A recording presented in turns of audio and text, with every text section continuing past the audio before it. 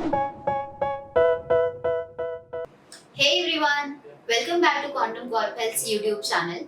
Today we have something incredibly important to discuss with you all, that is mental well-being in the workplace. We understand that our work environment plays a significant role in our lives and taking care of our mental health is paramount. From long hours to demanding deadlines, work-related stress can take a toll on overall well-being. But fear not, because today we have a special guest who is here to shed light on this crucial topic and provide valuable insights to create a healthier workplace for all. Before we dive into the Q&A session, make sure you hit the subscribe button and the notification bell so you won't miss any of our upcoming videos. And remember, if you have any questions or personal experiences related to mental well-being at work, drop them in the comment down below. We'd love to hear it from you. We welcome Ms. Archana Jambusaria, a certified counselor and psychologist. She has been working tirelessly to raise awareness about mental well-being and equip individuals and organizations with the tools they need to thrive. We are thrilled to have you here, ma'am. Your expertise in this field will undoubtedly help our viewers gain a deeper understanding of how to nurture their mental well-being in the workplace.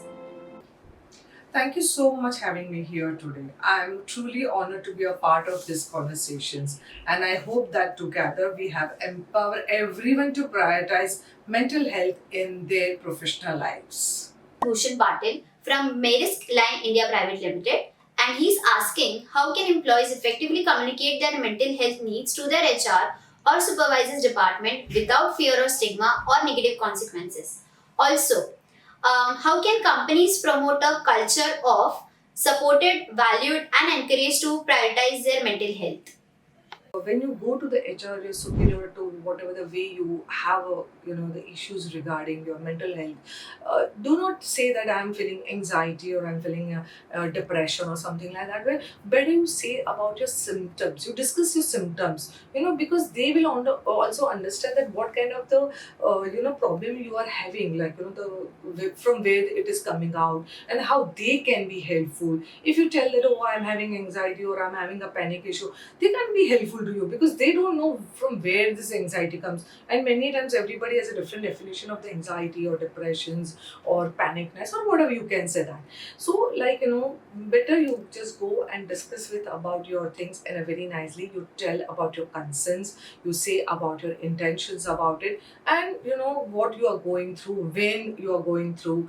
I think so if you give certain things in the detail, it will be really helpful to understand them, and they will definitely not take it as a stigma or something. And I don't think so it will create a problem for your job or anything about it. In fact, I think so company, many times I've seen that company provide certain kind of facilities. They step down, they cut down the pressure, and they give that space and freedom for them to go and take the professional help or whatever they have. Other the issues also, they can solve it out in the personal level.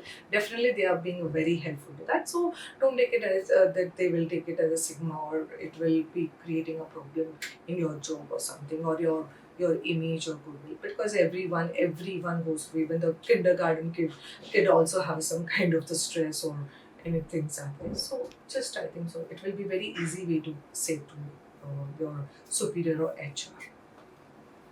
Moving on towards our next question that we have is from Mr. Amar Korgaonkar from Open Space, and he's asking what are some effective technique or activities one can do for managing and reducing anxiety or work related stress at workplace. Many effective techniques which really helpful to reduce your anxiety or panicness or the stress at workplace, even in your day-to-day life also. Because stress only doesn't come with your workplace, it must be in your personal life also. So first of all, you need to figure out that what kind of stress, what is the source of the stress comes. Secondly, enroll yourself for a stress management course or any anxiety course. You can do that. Then you need to prioritize your assignments, your work. Approach your superiors if you feel there is a lot of pressure for your work or there is some discomfort in your work level or your colleagues. Then you can definitely approach to your superiors. Then learn to take some quick breaks. It can't be a longer breaks, but quick breaks you can. That will refresh your mind and give you alertness about it. Encourage your workplace wellness. enjoy your enjoy and or useful your weekends also. Take proper rest, that day. Energize yourself, make yourself happy, make it joyous and enjoyable and happy kind of things, and your weekends. Take short take a vacations also. Try to connect to yourself with the natures. uh, Develop the meditation techniques, pranayam techniques. All these techniques will help you to work on your anxiety, because that gives you awareness in your mind that hello, I'm getting into the stress and how to manage it. It increase your thresholds and your capability to manage stress and anxiety. Create a culture of acceptance and receptivity. Sleep well. The sleep is the most important factor. Have a balanced, healthy diet. Then yes, you can allow for flexible hours and remote working. Open communications with a lot of your colleagues, your superior, that will be helpful to you, because you give a clarity, good ideas about it. You can definitely go with your own think, "Okay, this is my issues or this is way I wanted to work." So that open communication really helps. That platform, mostly everybody has that. You read a book or magazine or some good article, for a few seconds, which you refresh your mind. Uh, re- Drink some refreshers, uh, tea, coffee, not every day, but a little bit, that would be helpful. Uh, Use a technique such as a meditation, mindful activity. There are the company, they have a board game, or there is a stress yellow ball comes up, which you can use for that. I'll just show you that if this I will show you, this is a stress ball. You can use this way. This is reducing the stress. You can just play with this. This will be helpful. There is a dart game that is also is good. Please work that. Then I'll show you some kind of the mental breathing exercise which calm down your stress. So just keep your hand here, you know and close your eyes. Concentration with your this here. So here is a thymus gland, so just put your hand, because generally you feel the claustrophobia, but whatever it is in the thymus gland. So keep your hand this, breathe in from your nose and start rolling, and breathe out from your mouth.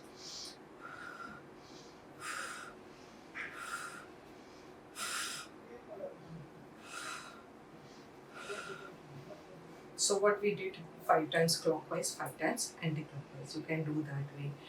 One, you can take your one hand on your here, one hand on your stomach. Breathe in from your thymus, and then breathe out from your stomach. Then the next way, you breathe in from your stomach and breathe out from your thymus. So just do that. Breathe in from your stomach and breathe out. And you have to do both the things is from the nose. Breathing from the nose, breathe out from the nose. But when you do a breathing, first you take your breath till your stomach, then your stomach will come out, and then breathe out. Then another way, breathe in, hold it here, thymus, breathe in till thymus, and breathe out from your thymus. Got it? So that is a way you can do that way. Then you can always be say 1, 2, 3, 4, 4, 3, 2, 1, 1, 2, 3, 4, 4, 3, 2, 1. You can do that also. This is a very this way. If you're in the meeting and your anxiety goes, please keep your hand like this way. This will help you a lot. This is a very good mudra. This 2 points. So keep this 2 points mudra. This will be also good for you.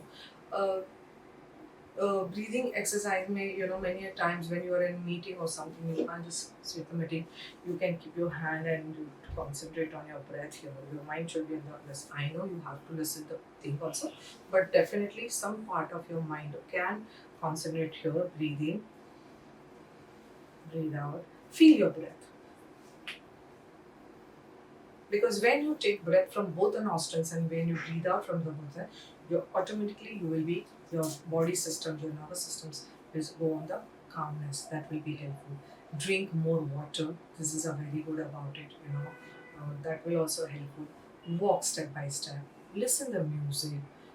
I have seen many organized introduce that every 2 hour, 5 minutes, whatever you're doing, they will give you some break for 5 minutes. it starts playing a music. So for everybody, so everybody takes some kind of they take 90 minutes after that they take the break, and everybody whatever they are doing they'll just go on a like stretcher situation and they listen to music and they just relax. So 10 minutes or 7 minutes music they played and very instrumental music. Whenever we say listen to music, it should not be tham dur dur wala, just be a soothing instrumental music, flute, or whatever you like, any instrument that would be helpful to you. You have to just breathe in, but that time you have to imagine or visualize that you are taking all the positive energy from your universe. Then hold your breath and release very slowly and gently your breath. And while exhaling, you are exhaling all the stress, all the tension from your mind and your body. And release very gently and very slowly. So Mr. Amar has another question, that is, how can I better understand and manage my work-related emotions such as frustration, anger, or disappointment? Okay. So, emotions in the workplace play a large role in how entire organization communicates within itself and to the outside the world. On employee have an emotional impact from event at a work. It really impacts. So consequences of emotional state in the workplace, behavior plus attitude, have a major role or significance for an individual or department or team. The positive emotion in the workplace helps employee to be more productive, goal achiever, goal oriented, work towards organization's growth, high quality or effectiveness of the work with a good, result or fast result, you can say. Now, the negative emotions such as anger, stress, sadness, unhealthy competitions, jealousy, fear, insecurity, guilt decrease your potential of employee. Recognize your emotions. So let's understand that how to improve or manage your emotions. We call emotional intelligence in the workplace. So first, fully focus on your first pillar to learn to be aware of and understanding your emotions by asking the question to yourself, like what emotion do I have currently feel about my work, my job role, or my colleagues. Secondly, you can ask that how do these emotions affects people around me. Third, you can ask that how these emotions affects in my attitude, behavior while interacting with others, colleagues and workplace. Asking these questions makes you aware of emotions, which is a very important to know and acknowledge. So this is very important. Secondly, begin with naming and taking emotion as you feel arise. So now, when you when the emotion arises and when you say, "Okay, oh, this is my this kind of the emotion are like frustrations or anger or jealousy. This will help you to recognize them again in the future and begin to track your unhealthy affects your behavior or attitude. Now, with this, you can access your weakness time to time or weak point, of your negative emotions like anger, frustration, inadequacy, and you can work on that. And you have to see that should not be a pattern in you. You have to see that what happens when this kind of emotion comes. Is it my pattern or it is my some kind of the thoughts or emotions are there? Many times we listen to somebody and we get that kind of emotion in us. So is it my emotion? It's somebody else's emotions. I just picked up or I bought it. You can see that also in that. Now, to work on your emotion, the best way also when you have to be open to get feedback. It helps you to understand your own emotions. Many a times we find a difficulty to address your own emotions. We don't know what kind of we feel over it. That's very cool. People says no, it's not like this. Perception should be like this. Or this way you should be. Or this is called ego. It's not called a self-respect. is at a thin line. So you can have, please talk to your senior or your well-wisher or your colleagues who can give you a good feedback and who is really helpful to your, to in your growth. So when it comes to the self-analysis, we often have a blind spot and struggle to see your own weakness with many reasons. In this process, you may find hard truth about you, which may or don't like to hear. Means you don't like to hear the reality check, like, or you are not ready to accept it. But trust me, it's a great help if you develop this attitude of learning and accept the criticism without becoming defensive or offensive. Point three, whenever disagreement or conflict or argument occurs in a workplace, that time hold your emotions. When you hold your emotions, then secondly, take a deep breathing, stay calm. Hold your impulsiveness. Listen completely. Observe your body language or other person's body language. Understand opposite person's point of view. Try to read between two lines or words. Then take a few seconds to observe whole matter, grab it, churn it, digest it, and then respond intellectually. Fourth, active listening will, with full attention, focus on the non-verbal clues, very important role in effective behavior. Wait till your turn comes to speak. Show a proper respect towards others.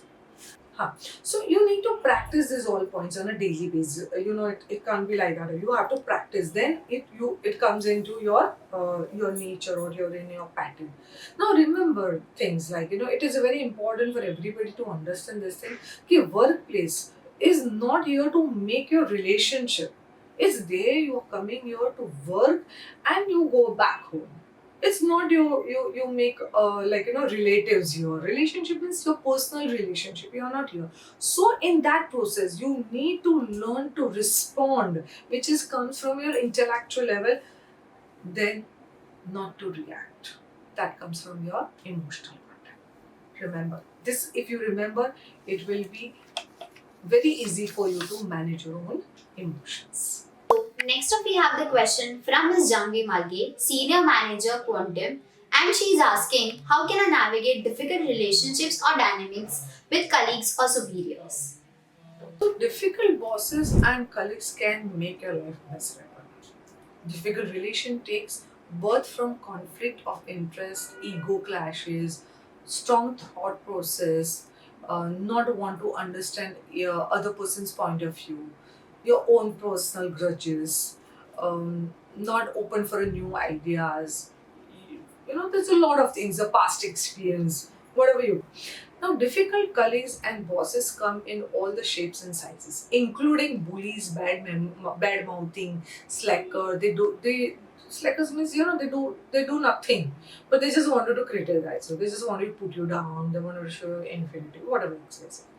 The key to deal with them, the difficult people, is to recognize that you cannot change them or their behavior or their thought process. That you have to accept it. You can't change the world. You have to change yourself like that. The only thing you can do is manage your own behavior and learn, interact, and work with them. You know, when you understand this is what you have to work on yourself, not for others. This gives you a different mindset. You want to be a proactive, not reactive. With your understanding, you need to remember that what is difficult for you may not be for others. So, you have to learn that how difficult behavior impacts on you. So, what is your trigger point? Where somebody can say something and you feel, oh, how this person says and how come this person talks to me like this way. You have to you have to see your trigger point, how much you have a threshold, how the behavior, other people's behavior impact on you, so you can cope up with that. You have to find out that. Work on your communication level more. You talk to the people. You have to learn that how difficult behaviors impact on you. You have your own trigger point. How the other people's behavior impact on you, so you can find ways to cope up. Uh, for that you need to have a open communication. Work on more your communication level about it. Uh, you have to work on your own communications. Let me be very honest. You have to work on your behavior, thought process. You have to bring, thought process. There is a one very good advertisement. Yeah, was like long back was coming to of Govinda. Like, he was going on the bus and somebody's कोई उसको धक्का मारता है तो वो means Govinda का धक्का किसी को लग जाता है तो कोई बोलता है भाई धक्का क्यों है. So it's very nice, tagline. Because somebody gives you some pressure, somebody gives you some kind of thing. But why are you taking? You should know your own defense mechanism. You should know how to defend yourself. That thing should not come on a defense mechanism. Doesn't mean that it comes in your attitude and says, "Nay, I'm the right." And it's not like that way. It's about it that how it should not impact you. It should hurt you. That is a way. You have to learn that way. So make yourself very open about it. When I said when you have to keep your communication open, that means you can write it on an email person, because there the people get more misunderstanding and the communication level is not clear. There you can get more. So clear your communication level by sending specific way by emails or WhatsApp, or the people all wants a respect, humbleness, making the person that was tum Shivaji me Sambhaji, tum Mahan me Ram kind of attitude you add into your these things. This is all a way you can work on that. So when you have a difficult person, you have a three choice: confront, cope, and quit. So you can come onto the confront the behavior and not the person. You have to understand you are not confronting somebody, you are confronting the behaviors. Be clear to separate the person and the behavior. Clear on what you want. Confronting requires a difficult conversations. For that, you need to be intelligent. You need to keep your mind cool. You can't be emotionally upset person. However, they get angry or whatever the behavior is exciting in this, but you have to keep your cool. Then only you can reach to your conversations the point where you wanted to deliver something or you wanted to receive something. Second point is that cope. You can learn to cope with the person and the behavior. Avoid taking any person's behavior personally. You don't have to say, "Okay, they are telling me personally." You have to create. I told you before also. You have to create that filtration, or you can say that there is a buffer. पहले के ज़माने में सब लोग ऐसे जो सैनिक जाते थे, तो how they used to wear a buffer to protect themselves. So that way, when you come to the place, you have to create that buffer. That's not going to say anything is not personal. It is about the your behavior or your work profile or your job profile. They're telling to that, not to you. You have a choice. Just deal with it. You have to put it in your head. Just deal with it. That is the best way, the best word you can put it in your mind. As a difficult person आता है, just learn to deal with it. Coping mechanism includes avoid a person as as much as possible way. Keep conversation straight and clear. No personal relationship. आप मजाक नहीं कर सकते हो ऐसे इंसान को. उनको हो सके इतना रिस्पेक्टफुली बात करो, एंड हो सके इतना don't go on the ego level. Means it should not be I, मुझे तो पता ही था, ऐसे नहीं. हाँ मेरे पास था ऐसा अवॉइड सर्टन काइंड ऑफ आई और you kind of the things. That would be all helpful. But all this करने के बाद भी, if you are not happy, you can't bear it, it is affecting your health, it is going, then you have only one way, you can quit. And very gracefully you can walk away. Give your good closure, positive closure, live with good note and impression. And with all these things you have to remember with this kind of difficult persons or difficult situations, that you are not here to change the world. You need to learn to deal with it. So the last question we have is from Mr. Rajesh Jain, Senior Business Development Manager, Quantum, and he's asking how to maintain work-life balance. Yeah, this is a very important and valid questions about that how to balance your personal and professional life, because we always entangle with the most common thread, that is the emotion. We feel we have an emotion we used in our professional life also, the same as what we are using in our personal life, and the same way. So many times we treat the people as what we are treating in the professional life, we are treating in them in the personal life. I've seen them in many professions, the example, I'm nothing against it, but I'm just for the example, if like any lawyer, they would also like to integrate the wife, or the work, the questions, or the mind goes in the analysis about in the personal life also, and there they create the problem, in that conflict happens. So please, we have to create a two different mindset of the professional and personal. One has to really understand that change is going to be constant in life and workplace. Balancing your professional and personal life can be changing, but it's essential.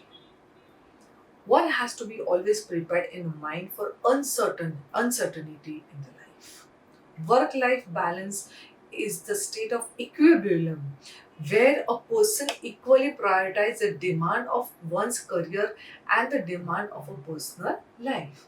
As you get older, your professional and personal responsibility both are going to grow. Sometimes it's too quickly, and sometimes it's too difficult to manage also, that phase also comes, and sometimes it's too easy to manage it, that phase comes. A major problem which today's youth is feeling that they are unable to maintain balance between their professional and personal life. The amount of energy that the young generation spends on trying to find the right work personal life balance can sometimes be a counterproductive for them. Sometimes they incline towards their professional lives more than their personal lives, and they end up being unsocial and lose a lot of important person in their personal life, and to decide which is a worse is even more difficult. In today's world, urgent requirement can come in a both professional and personal life. At that time, one needs to attend or prioritize wherever they have come up, and take out your routine, be and you are at your work or at home. In today's world, where the both the partner works, it is essential to discuss your professional roles and responsibility. So it helps partner to understand your situation, where you need to pull out of home when your a professional emergency comes. So other person will understand कि हाँ भाई इसको professionally कुछ emergency, I know what kind of the role they are playing in the life. The same, like if you are in a professional person, you have to understand, you have a colleagues, and this, they understand that okay fine, there's a personal emergency is going on, so they give some kind of the space, or they take over some work, and you get some kind of the space to work out on your emergency level. Even when you are meeting you as a professional person responsibility, timeout is a very helpful. At work, do take coffee break, or from the monotonous, to refresh yourself. Many successful professionals, they use a traveling time to relax, to refresh, and energize themselves, chat with the friends, telephonic call, listen to nice music, watch some web series or whatever it is, or anything you enjoy doing while traveling, that can go along with the relaxation, and refreshing yourself. The key to achieving a good working life balance is a proper planning of routine. Successful professional tends to leave thoughts about chores at home when they step out from the house for a work, and start to worry about that only when they come back.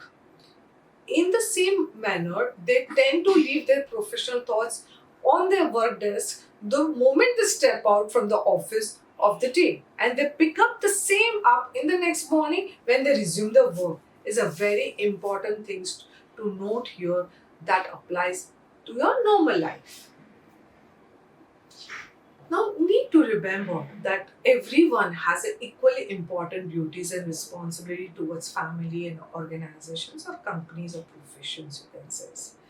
Create a compartment in your mind which are divided into family personal life and it's a work personal life. That's what I said. It is a very common thread which is connected to both the thing is the emotions.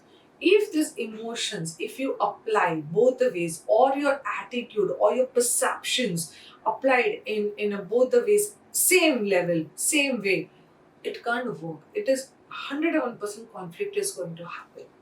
So you have to be very clear in your both the roles, your personal and your professional. In a personal life, certain attitude needed in very in a professional life, it is not needed.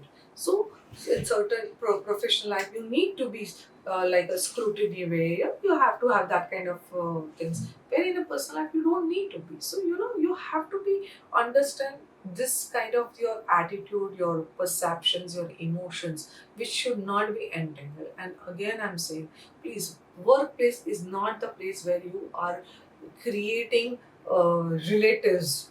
There are the many people who comes and tells me, oh, we are spending so many hours in the workplace and everything, and so emotionally वो touch आ जाता है. नहीं आता है boss, नहीं आना चाहिए. और अगर आता है तो you have to learn to rewind that, because वो touch सिर्फ family में ही आना चाहिए. Family and relatives, that's why you have a society. You have to create two different worlds. I've seen there are the people who try to change the the role. Why you want to change the role? Your friend is your friend, your colleague is your colleague. You can't be talk whatever you can talk to your friends, you can't talk to your colleagues. Hello, you don't know them, please. Though whatever it is, a transparency, this is all are different, please. It's you can't. Everything is a different. Don't try to change the energy by changing the roles. Whatever it is, let it be like that. And then you see the clarity in your relationship is really helpful to be sorted out. Be there fully whenever, whatever way you are. Either you're in a professional way, workplace, be there 100%. You're in a the things, be there. For good balancing life, learn to say no when it is required. Prioritize and plan are vital. Try to make life more disciplined and routine.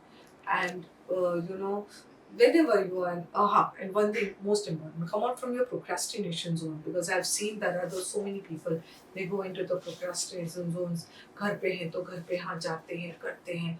They are not like and learn to respect your time. Learn to respect your relationship. Again, for the cost of repetition, you have a one is a professional, one is a personal. They both have different rules and different ways to deal with them.